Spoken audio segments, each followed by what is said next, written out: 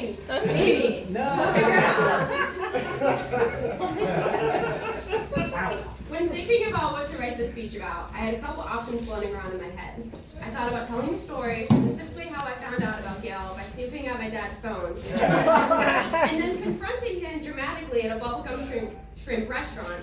If you didn't know, the restaurant is based off the restaurant in Forrest Gump. But that's beside the point. The point I'm trying to make today is I'm not telling that story. Maybe another day, we'll figure it out. Later. The story I am telling today is one that my dad used to read to me all the time as a kid. There's a book called Guess How Much I Love You. It's about a father rabbit and his kid talking about how much they love each other, competing who loves each other more.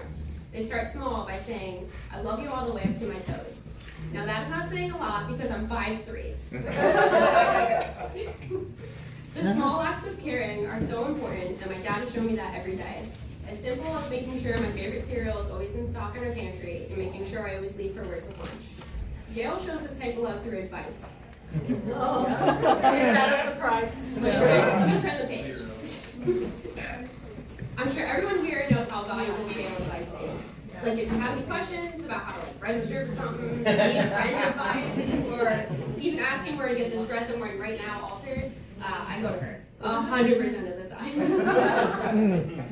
To continue with the story though, the baby rabbit says he loves his dad across the river and over the hills. See, now the stakes are getting larger. I'm going to talk about my dad and Gail's relationship for a second here. So if you can't stand talks about very PDA, heavy, cheesy couples, I highly recommend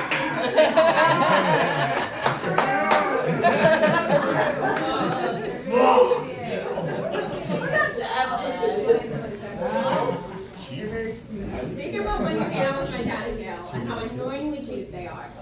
Now imagine not getting a break from that. Like, that's your house. They're constantly watching geeky Star Trek movies, making new dishes, and talking about how excited they are to retire with each other. Retiring with each other in a 50-plus community together is one form of castle with a happily ever after ending. They showed me and all of us how true happiness is only achieved when you surround yourself with the right people, and nothing else matters other than that. The final quote I'll share from this book is, I love you right up to the moon and back. This is the climax of the book. To the moon and back again is scary. It's this huge leap that you have to commit to, otherwise you will fail. This leap of faith needs to be something you're 1,000,000% sure of. Moving all together as a family during the pandemic was a huge leap of faith we made together. And that wouldn't have been possible if Gail and my father weren't some of the strongest people I've ever met. They will forever love each other no matter what. The ceremony was not their final leap of faith together to the moon and back again. They will do that leap together forever and ever. I'm so lucky to sit back and watch them live this happily ever after. They deserve it. I love them so much. Thank you for everything you guys do. Congratulations.